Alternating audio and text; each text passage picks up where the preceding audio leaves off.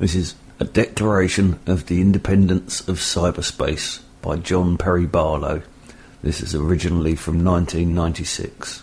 Governments of the industrial world, you weary giants of flesh and steel, I come from cyberspace, the new home of mind. On behalf of the future, I ask you of the past to leave us alone. You are not welcome among us. You have no sovereignty where we gather. We have no elected government, nor are we likely to have one, so I address you with no greater authority than that with which liberty itself always speaks. I declare the global social space we are building to be naturally independent of the tyrannies you seek to impose on us. You have no moral right to rule us, nor do you possess any methods of enforcement we have true reason to fear. Governments derive their just powers from the consent of the governed. You have neither solicited nor received ours. We did not invite you. You do not know us, nor do you know our world. Cyberspace does not lie within your borders. Do not think that you can build it, as though it were a public construction project. You cannot. It is an act of nature, and it grows itself through our collective actions. You have not engaged in our great and gathering conversation, nor did you create the wealth of our marketplaces.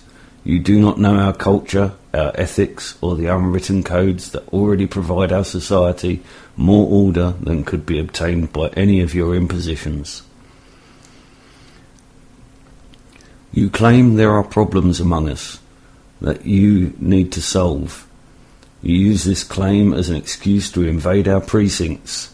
Many of these problems don't exist. Where there are real conflicts, where there are wrongs, we will identify them and address them by our means. We are forming our own social contract. This governance will arise in accordance to the conditions of our world, not yours. Our world is different. Cyberspace consists of transactions, relationships, and thought itself, arrayed like a standing wave in the web of our communications. Ours is a world that is both everywhere and nowhere, but it is not where bodies live. We are creating a world that all may enter without privilege or prejudice, accorded by race, economic power, military force, or station of birth. We are creating a world where anyone, anywhere, may express his or her beliefs, no matter how singular, without fear of being coerced into silence or conformity. Your legal concepts of property, expression, identity, movement and context do not apply to us. They are all based on matter, and there is no matter here. Our identities have no bodies, so unlike you, we cannot obtain order by physical coercion. We believe that from ethics, enlightened self-interest, and the commonwealth of our governments will emerge. Our identities may be distributed across many of your jurisdictions. The only law that all our constituent cultures would generally recognise is the Golden Rule. We hope we will be able to build our particular solutions on that basis, but we cannot accept the solutions you are attempting to impose. In the United States, you have today created a law, the Telecommunications Reform Act, which repudiates your own constitution and insults the dreams of Jefferson, Washington, Mill, Madison, de Tocqueville, Brandeis. These dreams must now be born anew in us.